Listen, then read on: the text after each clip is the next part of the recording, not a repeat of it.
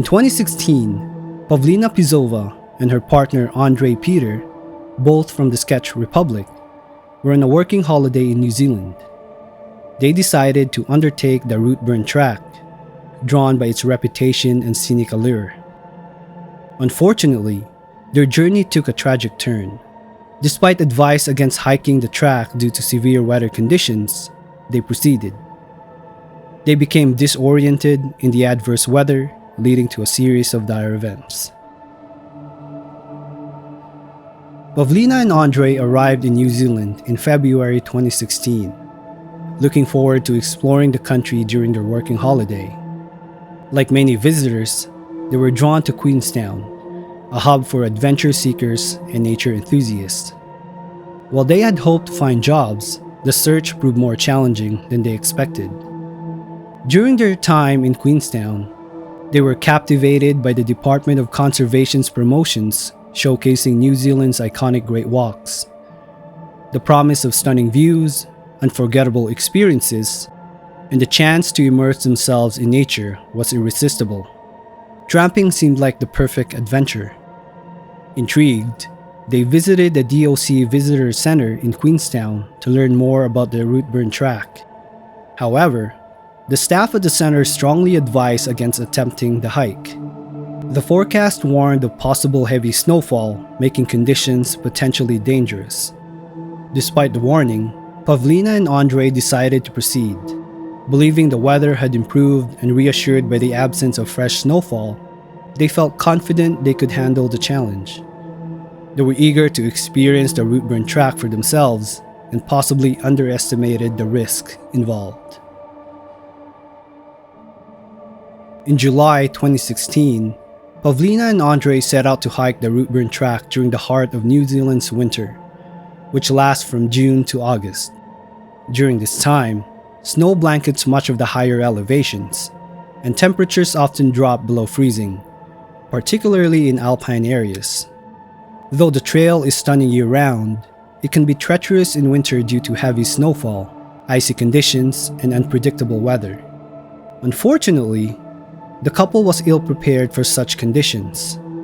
They carried only minimal equipment lacking essential alpine gear like crampons, snowshoes, ice axes, a rope, helmets, or even a tent, items crucial for navigating snowy mountainous terrain.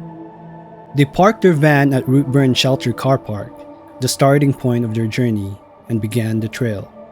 Neither Pavlina nor Ondrej had prior alpine experience or training for hiking in snow. Despite this, they were determined to complete the hike, starting their journey with high spirits. After about 4 hours of trekking, they reached False Hut, one of several comfortable and well-equipped huts along New Zealand's Great Walks. These huts provide shelter, cooking facilities, and a place to rest, making them popular stopovers for trampers. The couple spent the night at False Hut, preparing for the next leg of their journey. The next morning at 10 a.m., they resumed their hike, aiming for Harry's Saddle, a mountain pass about an hour's walk under normal conditions. However, the snow proved to be much deeper and more challenging than anticipated. Without the proper gear, their progress was painfully slow. What should have been a 1-hour journey stretched into a grueling 5-hour struggle through snow-covered terrain. The heavy snowfall and their lack of preparation began to take their toll. Still, they pressed forward, unaware of the growing danger ahead on one of New Zealand's most celebrated but unforgiving winter trails. By the time the couple reached Harry's Saddle, the reality of their situation started to sink in. The snow was deeper, the terrain more challenging, and their lack of preparation glaringly apparent. But they felt they had little choice but to keep going. Turning back seemed just as daunting as pressing forward. Convinced they passed the hardest part, they pushed on, unaware that the most difficult conditions were yet to come.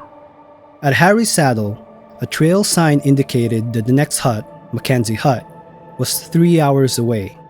However, this estimate was for ideal conditions: clear weather, no snow, and hikers equipped with proper gear. The couple continued onward, unaware of just how long this leg of the journey would take under the worsening circumstances. As the day wore on, their progress slowed dramatically. Around 5 p.m., the light began to fade, and the weather took a turn for the worse. Strong winds whipped through the mountains, and heavy fog descended, making it nearly impossible to see the trail. Their headlamps, though helpful, only illuminated a few meters ahead. Trail markers became hard to find, and the couple found themselves wandering in circles, unsure of their direction. Recognizing the danger of continuing in such conditions, Pavlina and Ondrej made the difficult decision to stop for the night. However, with no tent or proper shelter, they were left to search for a safe spot to ride out the worsening weather. Eventually, they found a vertical rock face that offered some protection from the wind. With only sleeping bags to keep them warm, they settled in for the night under incredibly harsh conditions. Pavlina, fearful that snow might bury them while they slept, stayed awake the entire night, keeping a constant vigil. As temperatures dropped and snow continued to fall, the couple faced a cold, uncomfortable night, far from the safety of Mackenzie Hut.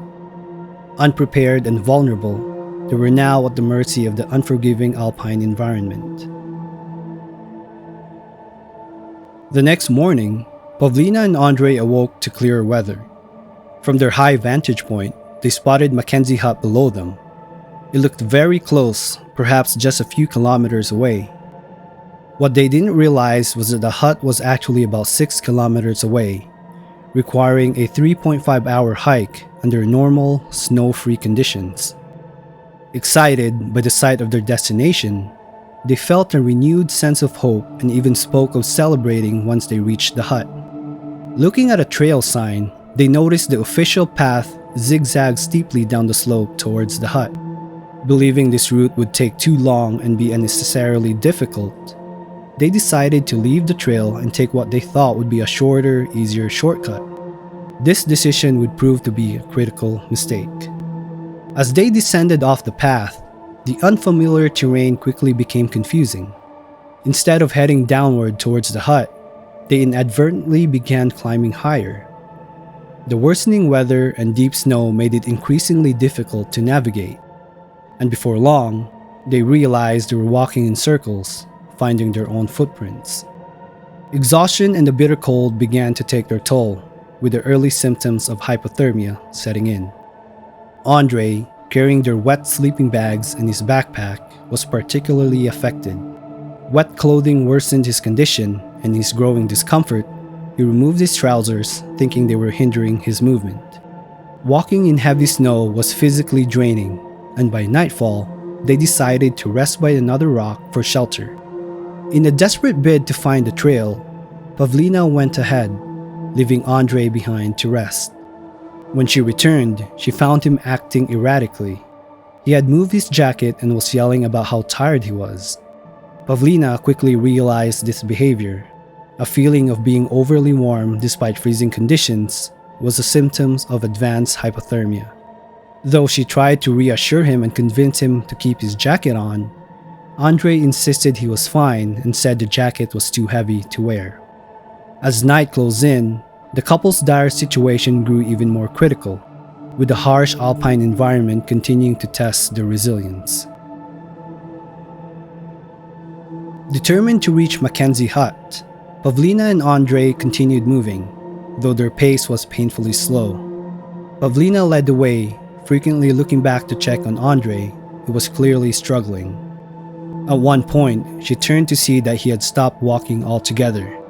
She rushed back to him and found Ondrej severely hypothermic. His speech was disjointed, and he was mumbling random words, a sign that his condition had worsened dangerously. As Pavlina tried to comfort him and decide their next steps, the snow beneath them suddenly gave way. They were swept into a small avalanche carried downhill by the cascading snow. When the snow settled, Pavlina realized Ondrej was trapped. He had become wedged between branches and rocks, while his wet backpack added to the weight, pinning him down. Pavlina, weakened by the cold and exhaustion, tried desperately to free him. Despite her efforts, the snow was too heavy and the straps on the back made it nearly impossible to pull him out. Ondrej, barely able to move or speak, attempted to wriggle free, but his struggles only made his situation worse. The weight of the snow, combined with his soaked backpack and the debris trapping him, made it difficult for him to breathe. Pavlina watched helplessly as Ondrej gasped for air. Eventually, he stopped moving and took his final breath. Grief-stricken and exhausted, Pavlina refused to leave his side.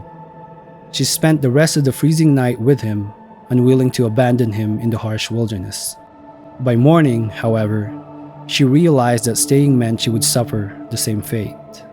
After a small meal and a drink of water, Pavlina gathered her remaining strength and resumed her journey. Alone and overwhelmed by the loss, she pushed forward through the heavy snow and dense bushes. The weather worsened once again, with thick fog and heavy snowfall obscuring her path. By nightfall, exhausted and cold, she found a small overhanging rock for shelter and spent the night there, with her will to survive the only thing keeping her moving. The next morning, Pavlina mustered every ounce of strength and determination to push on through the snow. By the afternoon, after days of relentless struggle, she finally reached Mackenzie Hut. Cold, hungry, and utterly exhausted, she entered the hut and immediately sought warmth and nourishment. She ate some of the food supplies stored there, started a fire, and began to warm up. Her hands and feet were suffering from frostbite, so she tended to her injuries as best as she could. Inside the hut, Pavlina discovered a radio, but despite her efforts, she couldn't get it to work. With no way to call for help, she realized she would have to wait and hope for rescue. Over the next 24 days, she was trapped in the hut, both grieving the loss of Ondrej and trying to survive the harsh conditions. Occasionally, she heard aircraft flying overhead. In a desperate bid for rescue, she ventured outside to create a letter H signal in the snow, hoping it would catch someone's attention. Unfortunately, the signal went unnoticed. She also attempted to fashion makeshift tools and gear to help her escape, but her creations failed, leaving her without hope of leaving the hut safely. During her time alone, Pavlina kept herself occupied by writing notes about Ondrej's life and their time together. Her grief was immense, but her will to survive remained strong. On August 24th, nearly a month after she became stranded, the Czech Republic's consul in Queenstown noticed posts on Facebook from Pavlina and Ondrej's family, expressing concern about their disappearance. The consul contacted New Zealand's Department of Conservation and alerted the police. Authorities soon discovered their van parked at the Routeburn track car park. A rescue helicopter was dispatched to search the trail. When it reached Mackenzie Hut, the crew spotted Pavlina outside, waving a fluorescent vest. She was quickly rescued and taken to the hospital to recover from frostbite, dehydration, and exhaustion. Ondrej's body was recovered the following day, marking a tragic end to their journey. After Pavlina's rescue, an investigation by the Mountain Safety Council and the Department of Conservation shed light on what went wrong. Their findings highlighted that both Ondrej and Pavlina had overestimated their ability to hike the Routeburn track under severe winter conditions. The couple's lack of preparation, combined with their determination to reach Mackenzie Hut, proved to be a fatal mistake. The investigation noted that the couple was so focused on their goal that they failed to consider alternatives when things started to go wrong. Instead of staying at Harry's Saddle or returning to Falls Hut, both safer options, they pushed forward in worsening conditions. A detective involved in the investigation noted that the clothing the couple wore was much more suited for casual walks during the day rather than a demanding alpine trek in winter. Ondrej, as the leader, made most of the critical decisions, including leaving the trail to take a shortcut, a choice that had devastating consequences. Pavlina was also criticized for how she handled Ondrej's hypothermic state. Experts suggested that instead of continuing to Mackenzie Hut, she should have prioritized finding immediate shelter from the wind and cold, as Ondrej was already in no condition to continue. These decisions highlighted how poorly inexperienced they were in the situation. Additionally, the couple's failure to inform anyone of their plans made it harder for authorities to locate them when they were reported missing. This lack of communication, combined with insufficient equipment and inexperience in alpine conditions, contributed to the tragedy. Despite the tragic outcome, the investigation concluded that many of the couple's decisions were preventable. With better preparation, proper equipment, and adherence to safety advice, Ondrej's life could have been saved and the entire ordeal avoided. For anyone planning a hike, especially in unpredictable weather, this story is a reminder to thoroughly research your destination, carry the right equipment, and always heed warnings from park officials. Nature can be beautiful, but it demands respect and preparation to ensure a safe and rewarding adventure.